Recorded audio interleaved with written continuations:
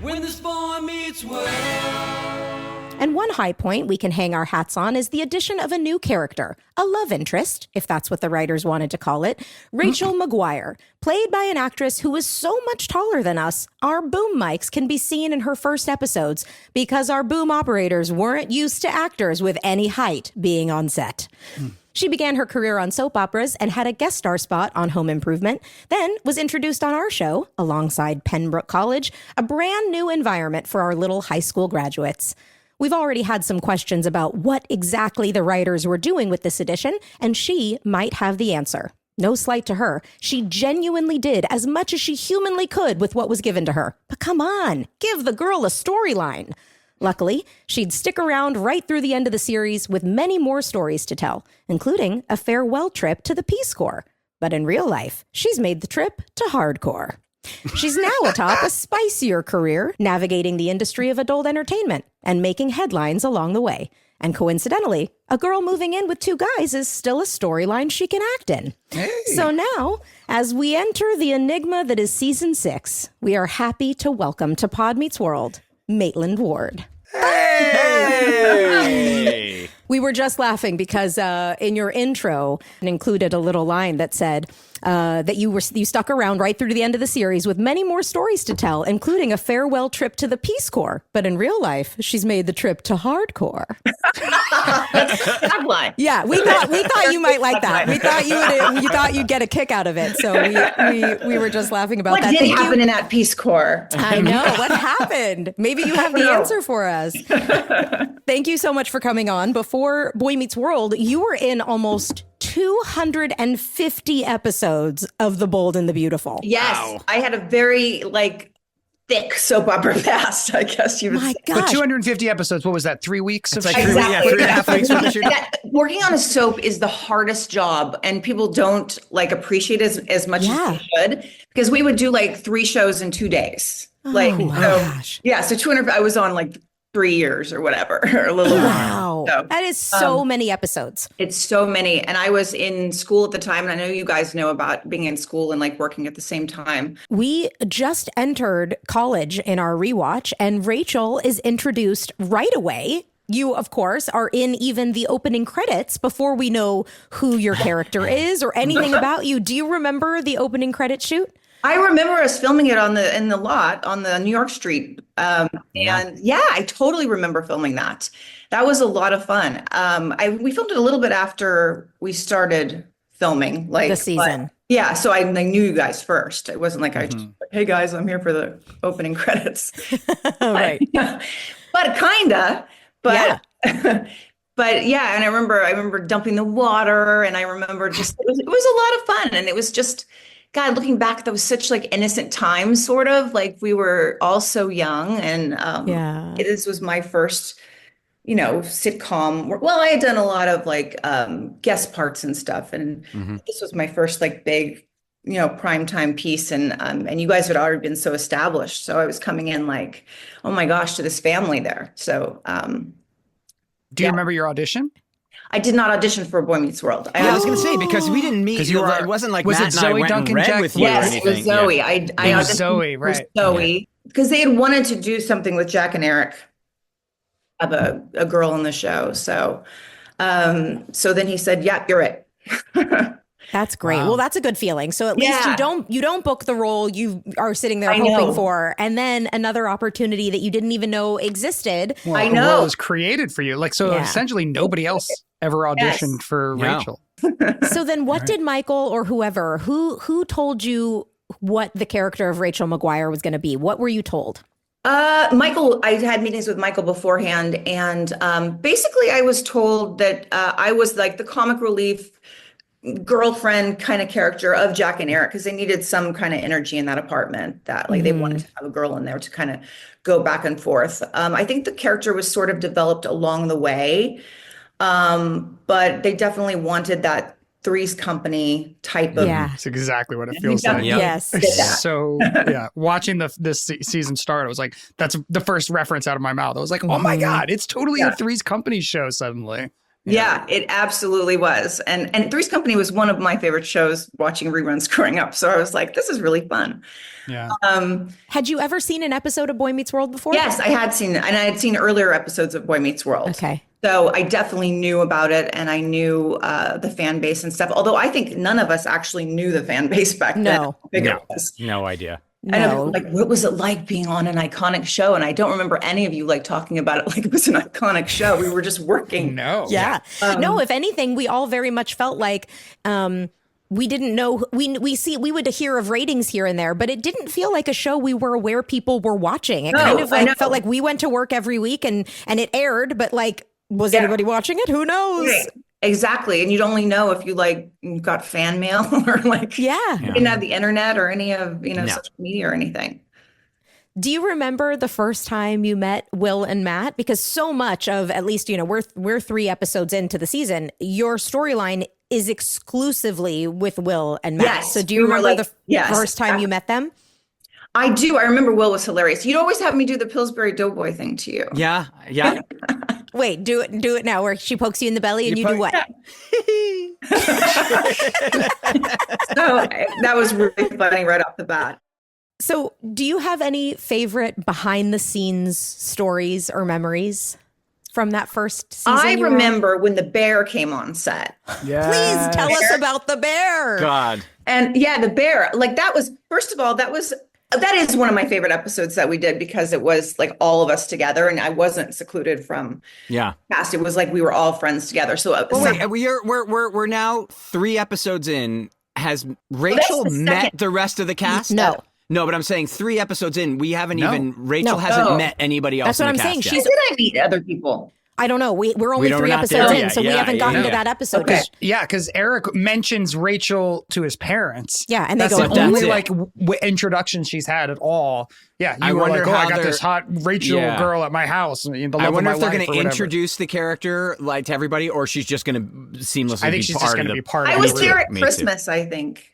Wow. Oh, no, when the baby was dying. Isn't the baby at the end of the season though? Oh God, the baby. Because she's not even showing. That. No, because that was when I was cheating, and not cheating, but I was going behind, Will's back with.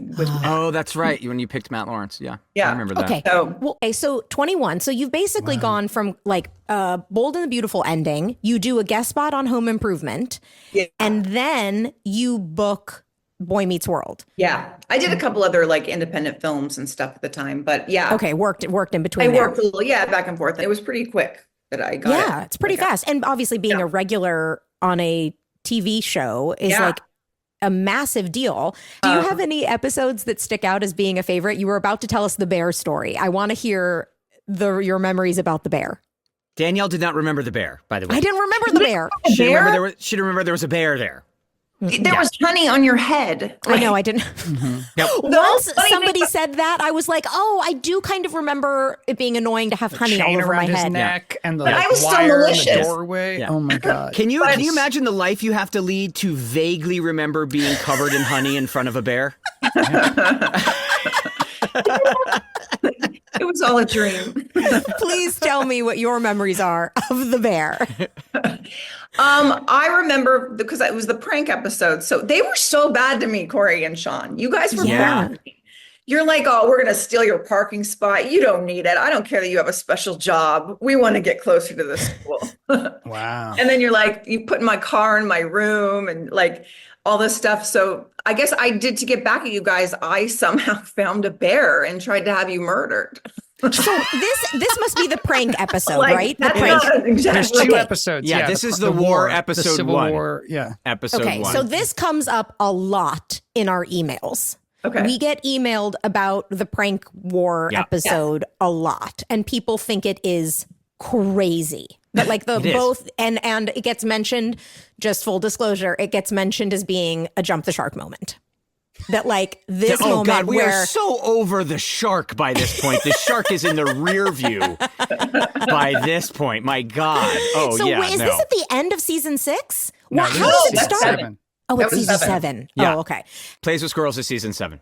How does it start? Why is there a prank? Why are we going after each other? They stole the parking spot. Oh, it starts over a parking spot. Yes. Yep. Okay. And then they put my car in my room somehow. Yeah, we like take it apart and put it together. Right. Yeah. And then it becomes a bigger storyline about the old cast, three of you and new cast, and Eric is in the middle of both stories. So it was like, it was kind of like a metaphor, a giant metaphor for like real life and also the show. But so it all goes back and forth for a while, and then I get the bear, and I remember, well, you were like, "Do you have your period?" And I was, what? And I was just, and that's when I was like posing in those nudie things because I was going to do the nudie photos for the student union, because that was how they shamed me, was, revenge porn. Which is awful. It's awful. Yeah. And you were like, "Do you have your period?" And I'm like, "What?" And he's like, "The bear might eat you if you." Yeah. I mean, they're attracted to it. He was very concerned about all of the women that they would get. Yeah. Damn right. I remember, I think the bear trainer asked, like, are any of the women menstruating? Is there any? Because it's like, it's a fucking bear. I know. It was pretty, pretty intense. So, it's crazy. Yeah, it was crazy. But then, and then the guys, they steal my nudie pictures that I had made for Jack and put them all up in the student union. And then, oh my gosh. Which is just, Okay. That, talk about not aging well. That shouldn't have aged then. That wasn't well. I know. Like stealing photos, like kind of sensual photos that a girl sent her man. And again, this wasn't internet days. This wasn't throwing it out to the world, or this wasn't even like somebody hacked me or something. The guys legitimately had to like break into their no longer apartment and steal private photos that then they blew up full size. Has that always been illegal, or is it only illegal in like the more recent? Well, probably was illegal back then, but just just creepy. But you guys were going through my underwear drawer, remember? Oh my gosh, we don't remember. I don't remember. No, I don't remember. There's going to be a lot in that episode that's going to be rough, is what I remember. Yeah. All right. Just enjoy every brief moment we have before we get there. It was a really great episode that we were all together. And it was a 2-part. I mean, that's where you were plays with squirrels. And it was big. It was big in the zeitgeist of the world. Because then the next episode is you cut to the fantasy of it being 10 years later. Yeah. And this is where we meet your daughter, Beverly Glenn, and all that kind of stuff. And then Plays with Squirrels comes in. Matt is a captain of industry. I remember us all hugging on the floor.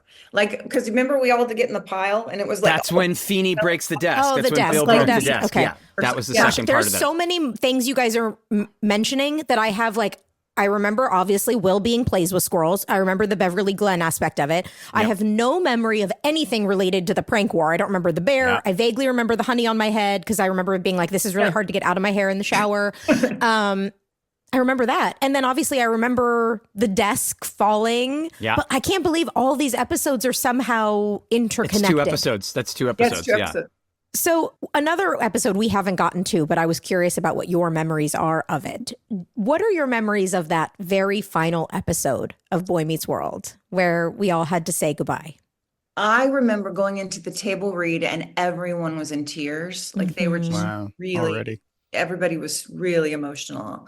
And it was, I didn't know how we would get through the week actually. And I was a newer person, but still I was all emotional about it. And it was it was a big thing. It was, and for you guys, it was like graduation day or something really big. But I remember you guys watching on the set, the last scene review in the classroom, or 4 of you. Yeah. With Feeney, Mr. Feeney. And that was really, that was very emotional, but it was a difficult week. We all got through it though. We did. Barely, but that was tough. So since then, you have written a memoir, My Escape from Hollywood. And one of the things you mention in it, I did want to bring up, is that you tried on your wardrobe in front of the writers, which... You guys didn't know that? No.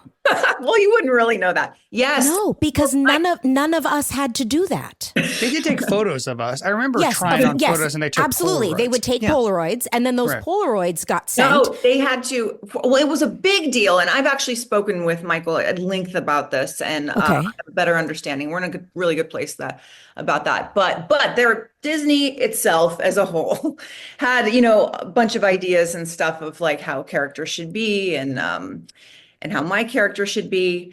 And I guess people wanted to put me in really like skimpy lingerie. Who wanted you to be in really skimpy lingerie? I'm not exactly sure. I know Julie Yang was told that she came Julie up. Yang was our wardrobe style, costume designer. You got to wear these little ones, these little thong. It was like slinky. Thong. It was like I couldn't believe that I was going to wear this on the show. And I guess Michael was like, "No, she can't wear that. She can't wear that." So basically, I had a series of wardrobe presentations of my different lingerie for everyone. It was like the whole team was up there. I mean, like everyone. Like writers and producers. Producers. Writers, not writers. Right, not writers. I was not invited. Yeah, and be like, come on, we're going to go up to the offices now. Were there any women writers? I guess there were. Remember, there were a few that, so it was like all of them, but there was it was mostly men. It was back then, but still, it was like, and I mean, so I would go and just try on different pieces of lingerie for them to see what was going to be acceptable, what was good. This is especially for the one where I wore the the dishwashing episode where I was like scrub-a-dub-dub, that stuff with. I have no idea what you're talking about. I don't either. Yeah. You guys, I like to teach you a lesson. I had to get in my lingerie and say, because Danielle and Trina, their characters were jealous. I think I just did. They were like, post something about Trina just posted the edit. Yes.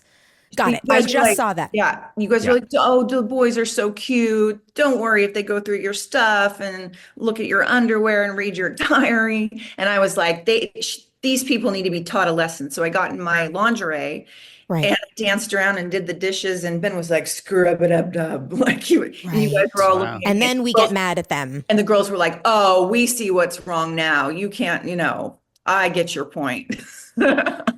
Okay, so for that episode, in order to figure out what you were going to wear, you had at least for that episode. So it wasn't like the whole season. There were several episodes where this was a question, but I just remember that one was a repeated visit to the office.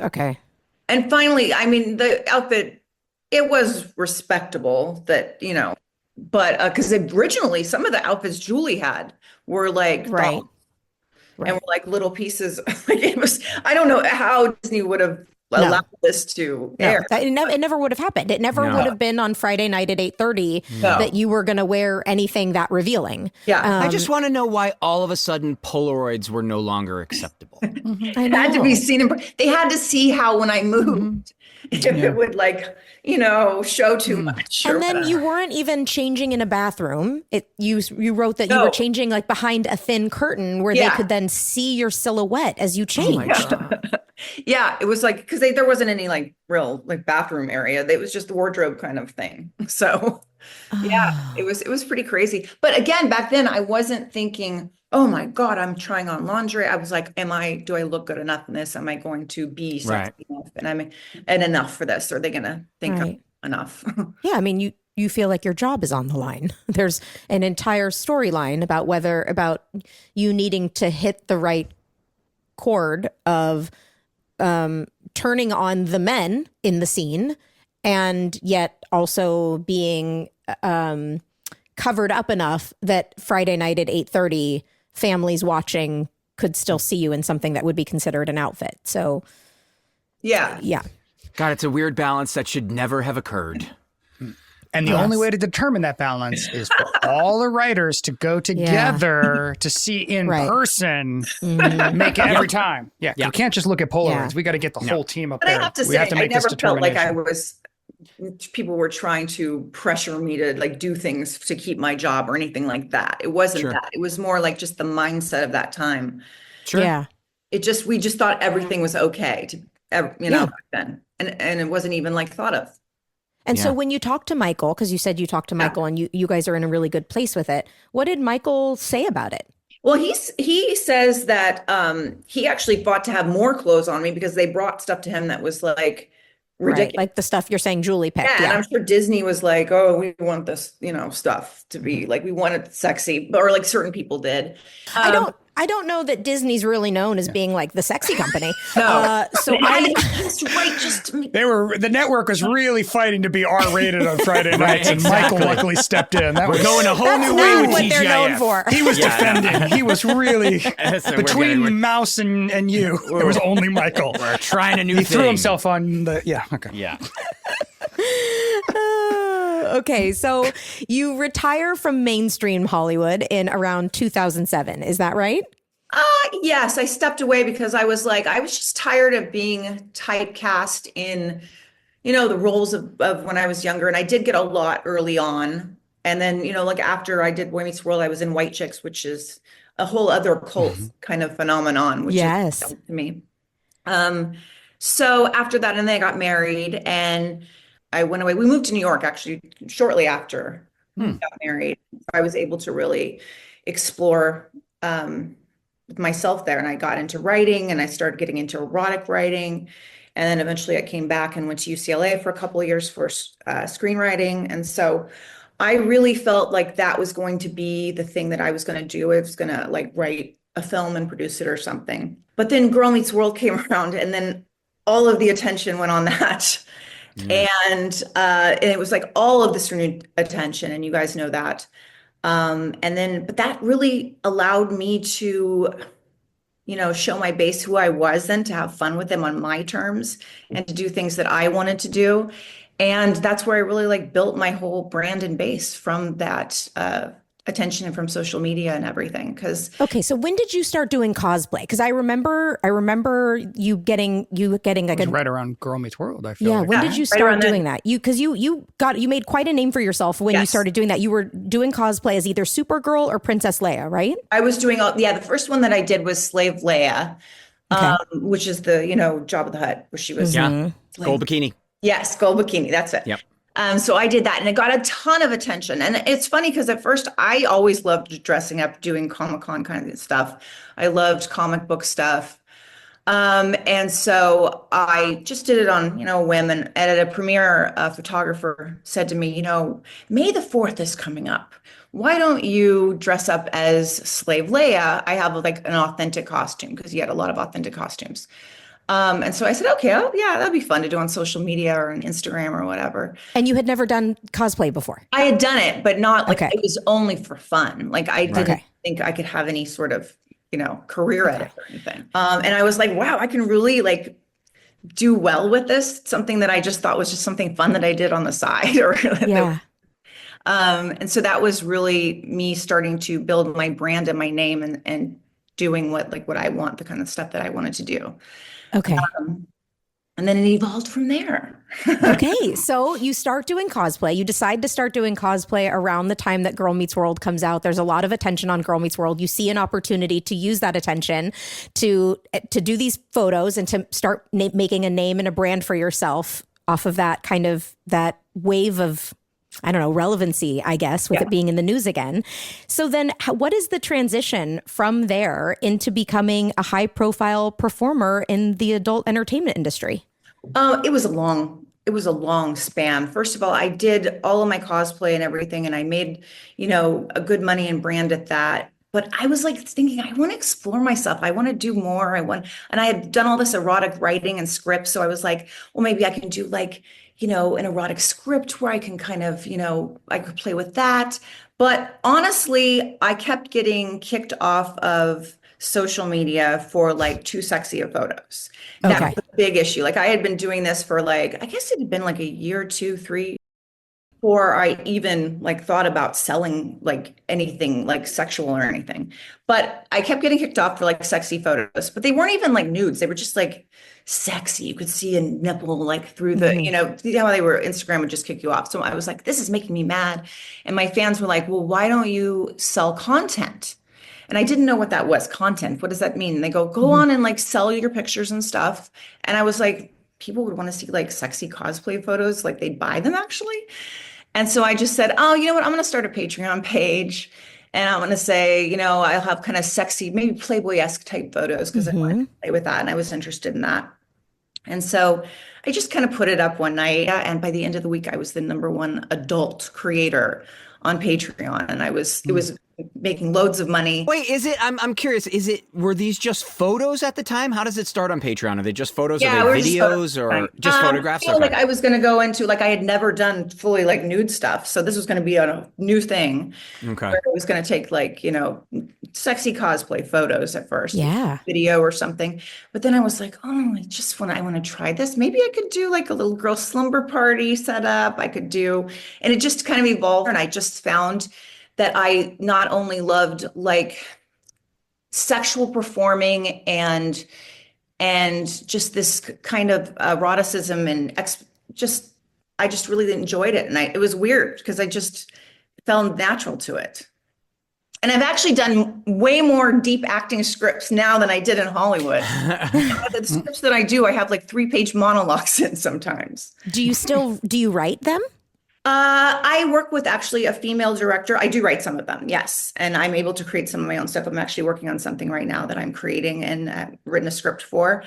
I work with a female director who is like the top female director in the adult space. And she wins, all the awards and everything.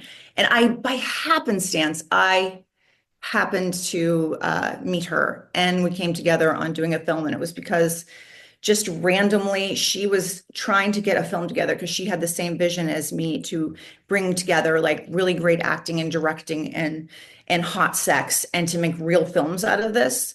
Because I think people get the idea, oh, porn, I don't make like silly stuff. Like, sure, I have fun with it, but these are like serious films and that would take a lot of time and care to put together. And so she had the same vision as me. Well, she was trying to get this film together and it's hard to find really like good actors in porn. There are good actors in it, but there are a lot of them. Mm-hmm. And she lost one of her leads for this movie that she was in. And somebody said, get Maitland. Mm-hmm. She's like exploding in her adult space. And she didn't even quite know who I was, but then she did, because she did watch Boy Meets World, like growing up and stuff. But so all of a sudden, like we were together making this lengthy film together, and that's what really exploded on the internet. And that's when everybody saw the news that Rachel does porn. Right. And Bernie Sanders' heart attack that day with the Google searches.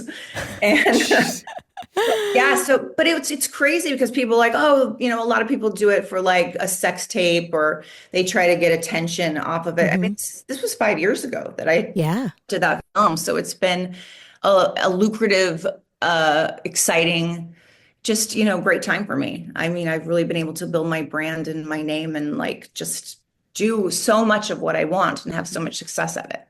Are you the first person to make the jump from like mainstream acting into the adult entertainment industry? Yeah, in this way, yes. Okay. I believe so, in this way. To go the opposite. Some people go the other way. Right. Mm-hmm. Right. But yes, I believe I'm the only one to like have a legitimate career and win legitimate awards and, and then and then go into adult entertainment. Yeah. Jumping ahead to around the time, let's say 2022, when we start our podcast, Pod Meets World. Maybe a more broad general question for you is, do you hate us?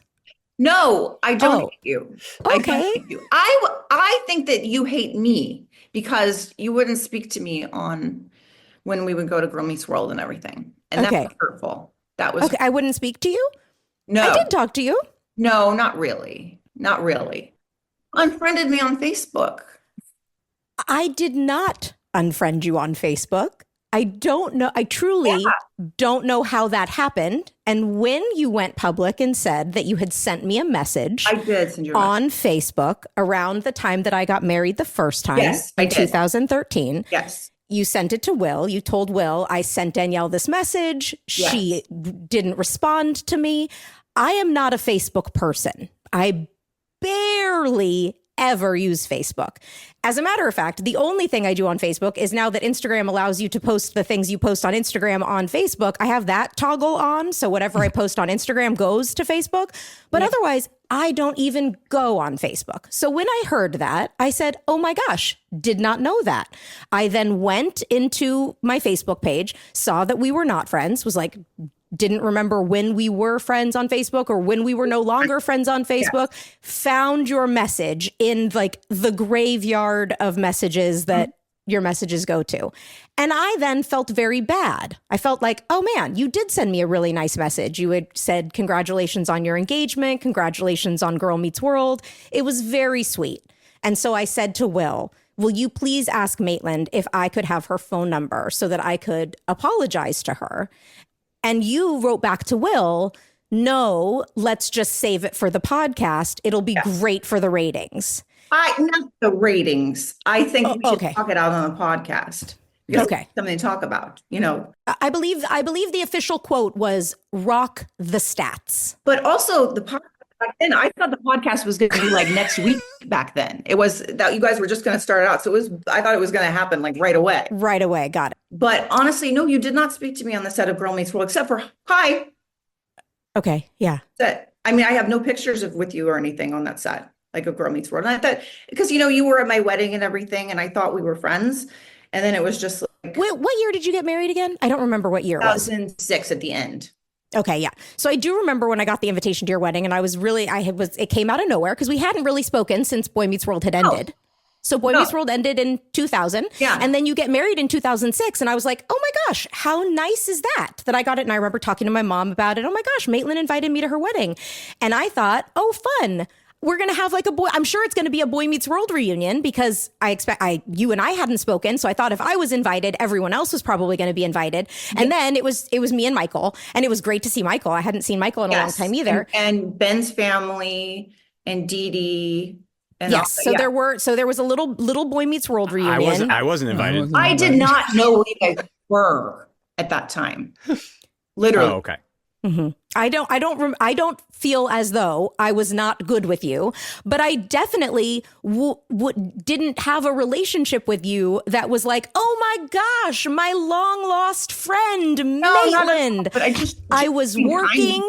It was a very, very difficult set. That in those 3 years were, the memories. Let's put it this way: the memories we have of the fun set of Boy Meets World were not the memories or the fun set of Girl Meets World. It just wasn't. And sure. I went into it hoping it was going to be. I went into it expecting it to be, and it wasn't. It was a rather tumultuous place. It was a place I felt very ostracized. I felt very criticized. I felt a lot of different things being on that set. Rightfully so, by the way. That was not the set of Danielle being carefree and running around shaking hands and kissing babies. So I am sorry that you thought I had something personally against you. Listen, I mean, you didn't like the fact that I was getting a lot of attention at that time and going off in my own space and taking away like that attention. I was on the cover of Maxim in 2014. I love that. I applaud you for that. But I wasn't in any way upset. I didn't think you were. It was two totally different spaces. I didn't know why you were upset. That's what I mean. I didn't know why you were. That's only what I get. But you just told me right now why I was upset. You were saying before you didn't know why I was upset, for sure. No, I but never. Just now, you just said you that's what I thought. Maybe that's what you guessed then. Back then is what you're saying. Yes. Back then I was thinking maybe that's it. Maybe she's back then. Not like I'm like got it. I thought you were saying that now that's what it was, and I was like, okay, got it. Totally understand that was what you right. Is she mad at that? Is she got it? And that absolutely. In every experience we have had on this show where people have finally talked about things that have never been talked about in the 20 or 30 years since they've happened, or 10 or 20 years since they've happened. When it then comes up, every single time there's a reveal, which is like, oh, you know what? I made this a personal thing. I thought it was about this. And we go, oh, and here's what was going on for you and for you and for you and for you. So that makes sense. And I'm sorry that you thought it was about you or anything you were doing. I didn't, like I said, I did Maxim in 2014. And it wasn't until after I did the cover of Maxim that I realized that wasn't for me. I didn't like it. I didn't like the way it made me feel. You and I actually have totally different and both perfectly valid experiences with that, where you have grown into it and embraced it, and it is awoken a part of you you didn't know existed, and you feel empowered by it. I had that one experience and felt the exact opposite, but I didn't know I didn't know that was my feeling until after I did it. So we've just had two totally different journeys in that, and they're both valid, and neither of them different journeys. That's true. Are wrong. And then there have been other, it seems like almost any time the podcast is in the news, in the press, there's a quickly followed up TMZ interview with you. Oh, yeah. Everybody's interested. Yeah. They always want to know. How do those happen, by the way? Because they come and get me. They find me on the streets. Oh my gosh. I don't know if I've ever been found on the street. You don't hang out enough in West Hollywood. Oh, it's West Hollywood. Are you trying to accuse me of using you, or are you trying to accuse me of something? Because I'm just wondering. Because they've never stopped me outside of my house, or never stopped me. They're not stopping me outside of my house. Okay. I don't know where they're stopping you. I was just wondering because it hasn't happened. It's a big concern for you right now. I was just curious because it seems as though every time we've been in the news, shortly thereafter, there's an interview with you on TMZ sharing your opinion on the subject. They want to know. So many news outlets want to know stuff. Okay. Listen, I think there's a divide too, because you guys hate Ben and you guys hate Michael. I don't hate Ben or Michael. Or like you guys have do not hate either of them. Not hate. Hate is a strong word. I not mean hate, but like to have disagreement, I guess. Ben is one of the most important people I've ever met in my life, and I can't stand the fact that he won't speak to us. I feel exactly the same way. He won't speak to us. Correct. I can show you the last 3 years, literally, of messages, and in the middle of a conversation with Ben, I wish he that just everybody bailed on me. And wish that everybody No, Ben absolutely one day woke up and said, I don't want Will in my life, and never told me why. Well, I don't know the history of any of that. So No, I know and I don't you don't. hate Michael either. Again, is my question: Do you listen to our podcast? Because you did then go in on one of the TMZ articles and say that our podcast is very negative, and we say all kinds of negative. I know there was some negative things. There was a lot of negative stuff that came out of that podcast. Do you listen to the podcast? No, not regularly, but I do listen to the big shows in the past, especially at the beginning. I haven't listened to it that much recently.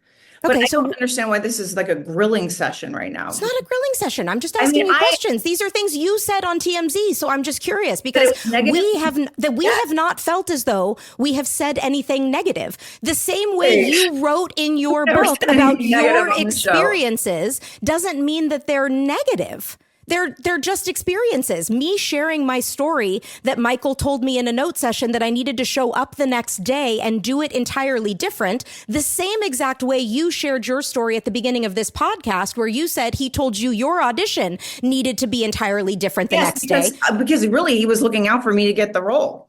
Right. That's what he did to me.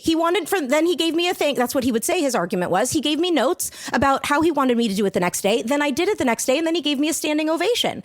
That's the story I told. We had a guest on who then said his experience and got very upset.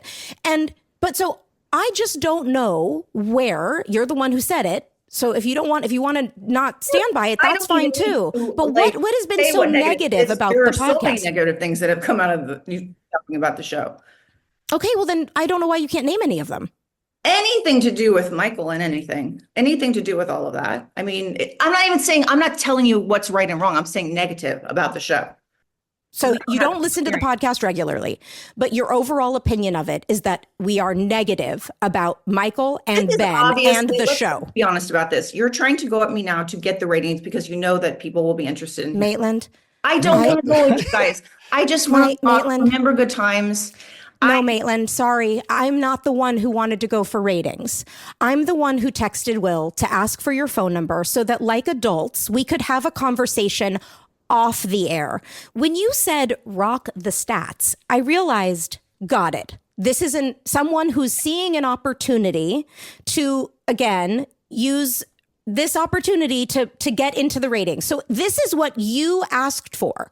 I wanted to write you a text and say, can we talk about what our feelings are? Genuous to have to be reminded that you unfriended me from Facebook, and that after I wrote you a very heartfelt letter, and it was heartfelt.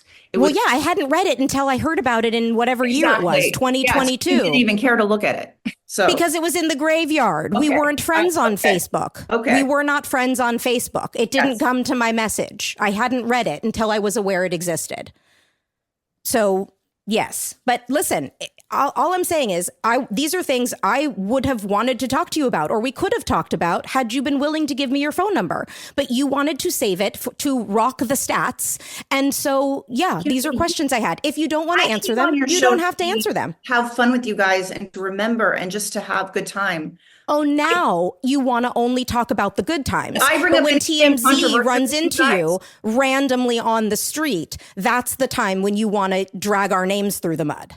But now it should all be about good times. The mud. Yes, that is what you have done on multiple occasions. Because you have done a lot of things that are very disingenuous. Name them, please. Name them, please. I am not getting on the show to be name them. You go against Michael all the time for like. What does go against Michael mean?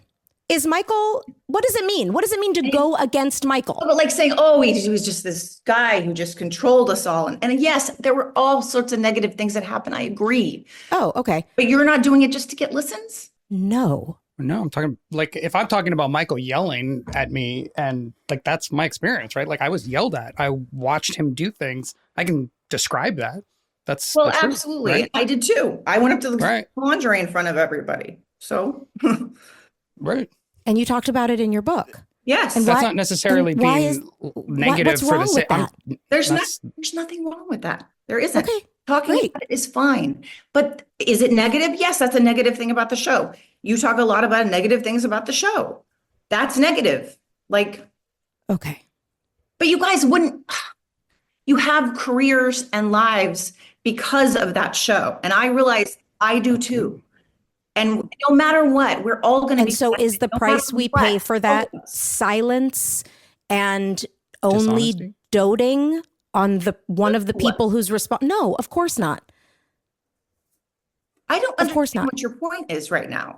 Of course, we're going to talk about issues and stuff, but I don't understand why you're going at me for this.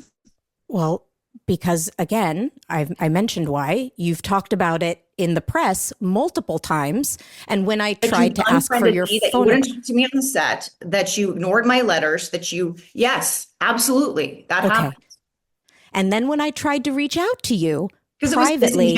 It was disingenuous. It's disingenuous to want to do it face to face or on the phone, but it's less disingenuous to do it to rock the stats on a podcast. I said in the press.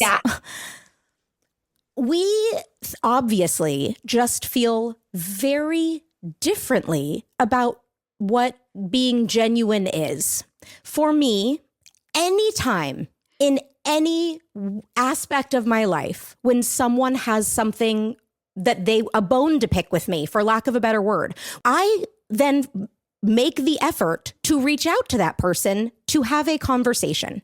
My personal belief is that there is probably nothing that can't be worked out by talking and with honesty and saying, okay, here, you want to know what was going on? Let me tell you what was going on. Or what is your perspective? What are your thoughts on this? And almost every single time,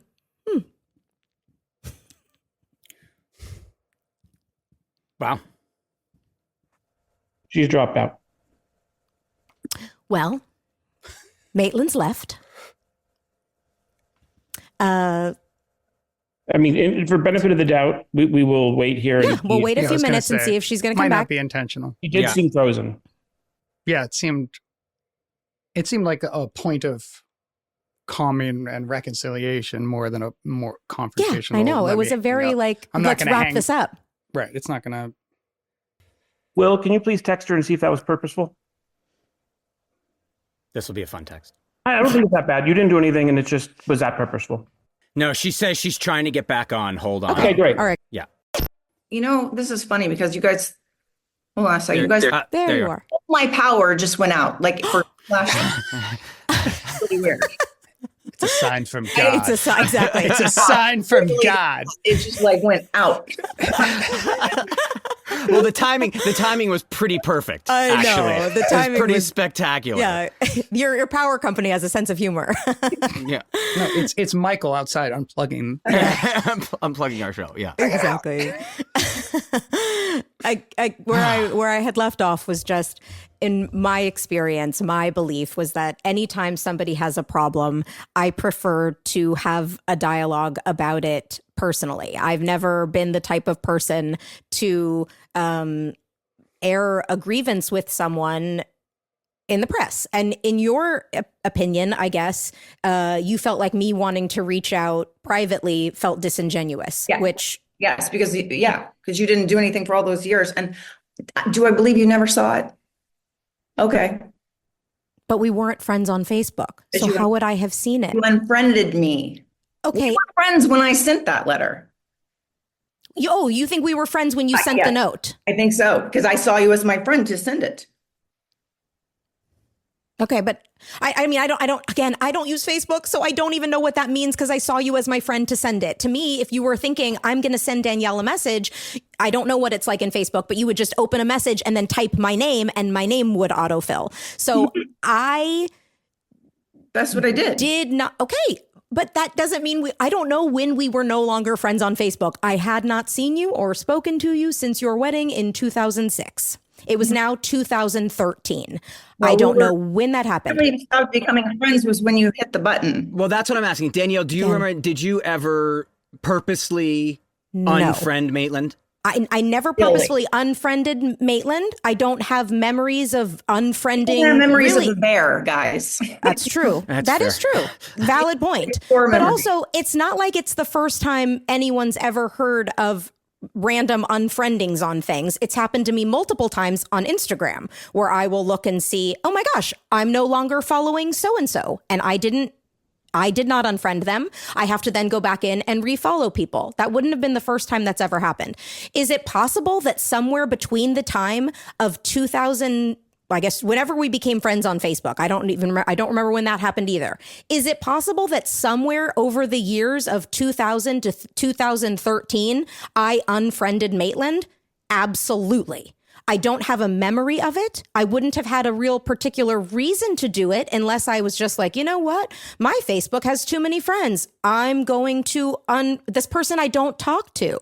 I spoke to you and saw you one time from 2000. Do you know how many people I have not seen in years on Facebook that I'm friends with? It's not exactly a place where you have to be like intimately connected all the time. That's true, but people treat their Facebook as different things. Is there a possibility that somewhere from 2000 to 2013, I went through and unfriended some people? Sure. Is it possible you were in one of those? Yes. What I know for sure is that I did not see your message in 2013.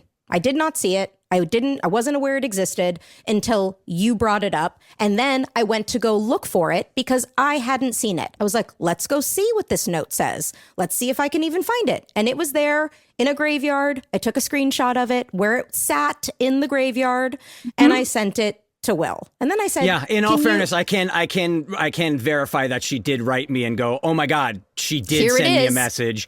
It's right here. Can you please reach out to her and see if I can get her number? Because when I heard that you said you sent me a message, I said, no, she didn't. I didn't get a message. I can verify that. That's And then true. I went and looked for it and I found it. And I was like, yeah, that was a very nice message. I had never seen it. I'd love to talk to her. Can I have her phone number? And you said no. So I'm glad we're getting to talk about it. I'm glad we had the opportunity to talk about it. I will, very honestly, when your response was, no, let's save it for the podcast, it'll rock the stats. Wait a minute. The podcast, Will had told me, the podcast is coming out right now. We're going to put out a press release. Can we put you in the press release? Can we do it? Yes. It was going to happen like that. But, wait, all this time later and you haven't had me on when you've had every single other person on? Well, no, we waited until, no, I can address that. So Trina the reason we had Trina on early is because Trina came out and said some things that had happened on the show and things we wanted to address right away, because some of them obviously we had heard of and some of them we Trina had not. So and all of us had spoken on the phone before she came on the podcast. On Girl Meets World, Trina didn't think you were friendly with her either. I know. And Trina and I talked about it privately. Trina knows exactly what happened. And I love Trina. I've been friends with her over the years. Great. But then it was, but then what happened was we then realized as we were breaking down the show, we were having characters on when they came on. So like we didn't have Tony Quinn on until Tony Quinn's character came on the show. We didn't have the bullies on until they didn't have the bullies on the show. So that's why we're only 3 episodes into season 6 where your character has been brought in, when where we you were the announced the first show, person to bring on for season 6. We wanted everyone to know that when we got to your season, we would have you on. We wanted the people to know that cast members who had been on the show, we were getting approvals from people. Would you be willing to be on the show? Yes, of course. Great. Can we use your name in the press release? Yes, you may. And then we put your name in the press release. Yes. That's what happened. But that's when we were going to talk about it. I thought it was going to happen pretty. Oh, that might have been. So that might have been a miscommunication. That's a straight up. That might have been on me. With so when I said, "Can I have your number?" and Will said, and then you said, "No, let's save it for the podcast." About it right now. This is like we're going to talk about this right now. I'm like, I didn't think you were being genuine about it. I was like, oh, God, I don't want to talk to her right now, like about this. It's just right. So you didn't want to talk about it then, but you thought also you were going to be on the podcast right around the same time. Right for the podcast, it'll be a good talk. That's what I said. Okay. Yeah. Yeah. So that, in all fairness, that might have been a miscommunication on my part, because that was just getting people to say yes, they come on the podcast. Because you were like, oh, it's going to happen. We're going to be doing this fast. That's what I thought. But it was what I meant was we were going to be announcing the podcast and everybody's name fast, but then you were going to come on. People were going to come on when they came on the show. Was what because I mean, frankly, we didn't want to have everybody on at the beginning top heavy. We want to save some of the people for when their episodes came out. If we had everyone on very early, who would we have to interview when their seasons roll around? We wanted to save a certain amount of excitement. Obviously, having you on to talk about your new career is something a lot of people are very excited about and have been looking forward to. Yeah. So we wanted to give the people what they want and make them wait a little bit for it. Well, that's the thing you do in porn too. Glad we can still find commonalities. I cannot believe I'll never get over me saying, was there a gum wall? And Will saying, it's not gum. I will I'm never. just saying it could have been candy. It could have been licorice. I imagine adult industry or regular industry, the craft service table is probably the same. Dildos that they suction to the wall. Oh, that's actually kind of cool to think about. That's a cool wall. Well, Maitland, thank you so much for coming on. Thank you for sharing your time with us. We know there have been a lot of people who have been emailing us, who have messaged us. I would say I have so much great Boy Meets World fans that have been with me through everything. Like they'll say, I watched you back then and I thought you were so sexy. And I my teenage fantasies were all, I was turned on back then, and now I get to see the full thing. And I've come all this. Not many people can say that they've had, fans who were fantasizing about them back then, all these years later, actually seeing them in those fantasies, and they had your vagina in their drawer. Right. That's true. That's true. It's a very niche market. I never thought that would happen. And one thing I do want to tell you that we've been talking about a lot is, again, we're only 3 episodes in, but they haven't really established your character very much yet. They didn't give you a whole lot to do, and with what they've given you, you're doing great. Yeah. So we're very impressed with all of our stuff in the apartment. It was really fun. It could really have been just one note. Like they haven't figured out yet exactly who she's going to be. She was yet. Yeah. But you're doing a lot with what they're giving you so far. And I think they're trying to figure out who you're going to be and what the relationship is. Because I know a lot of people talk about, like, I'll hear from people at conventions and stuff all the time. Like, no. Rachel should have been with Eric. Like, why was she with Jack and not with Eric? I get a lot of Eric, yes. Yeah, that kind of stuff too. So. Yeah. But who was it? Was it Michael or somebody was saying that if I got with Eric, it wouldn't have been funny for him or something. It would have been like, I don't know. There was some reason like why I got with Eric. But the comedy with it or something. Maybe. And they just kept Eric a man they wanted on his to have own him on an island. Thing. Absolutely, the singular focus. But no, so far, I mean, again, with what they've been giving you so far, and they'll develop your character more, but you've been doing great. So, yeah, we definitely wanted to let you know that. That's so well, yeah, remembering back on everything. I mean, going down memory lane of all this stuff. I don't know how you guys do it all the time, just looking at all the episodes and examining them. I think I go crazy. When was the last time you watched an episode of Boy Meets World? Oh, well, and I've seen different like parts and stuff. When I was writing my book, I went back and watched like episodes that I was in and examined my feelings towards that and like and broke that down about, just what my mindset was back then, what was happening. So I did, but you know what? I don't watch them. I love that time in my life. It was so special and I'm so thankful and grateful to have been part of such an amazing show, but I didn't want to be have that for the rest of my life. I wanted to do something else and I wanted to, do other things. And I'm lucky that I had success in other realms and stuff. So yeah. Absolutely. We're all very lucky that we had those years on Boy Meets World that helped develop who we were as people. And thankfully, we've all gone on to find new careers and things we love to do. And we still get to talk about the fun times we had on the show. Maitland, where can people find you now? I mentioned that you had written a memoir called, sorry, and I lost my paper.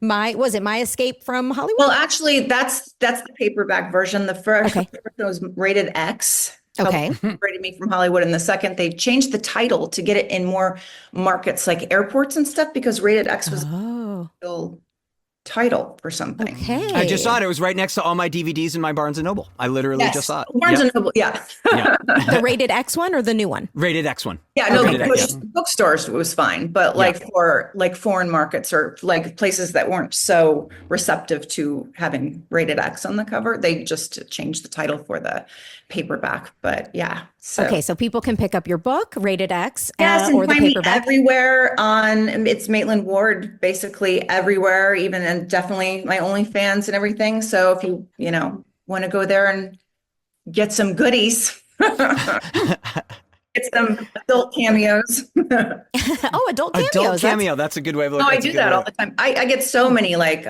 custom requests like that just to have people through OnlyFans. Yes. I'm sorry, I've never been on OnlyFans. Is you can literally like request something specific and then somebody does what you request? You have to pay good money for it. Like it's going to cost you $500,000 to get like a, it's like. Did you say $500,000? 500 or 1,000. Oh God! I thought you said $500,000. It's like, oh my how many God. billionaires like, are oh my on God. OnlyFans? 500 But it depends on like for that. And if you want to do like a custom video, then it's going to be more. And there's all sorts of different things. When you said $500,000, Will was opening an why is he OnlyFans. so excited? I know, Will was like, what do I have to Oh do? my God! What do I have to do for OnlyFans? My God, that's $500,000 a video. That's impressive. Wow. Well, thank you for joining us, Maitland. It was nice to talk to you, reminisce, share some good times, share some not so good times. You know where to find us. And thank you for joining us. Maybe we'll have you back for our prank war episode in season 7. We'll have you back for that. So we can, maybe we'll turn that into a whole week like we did the Scream episode. That's a good idea. That's a good idea. Or we could break down a few things and we'll have you come back to share your memories with us too. Thank you, Maitland. Thanks. Bye. Bye.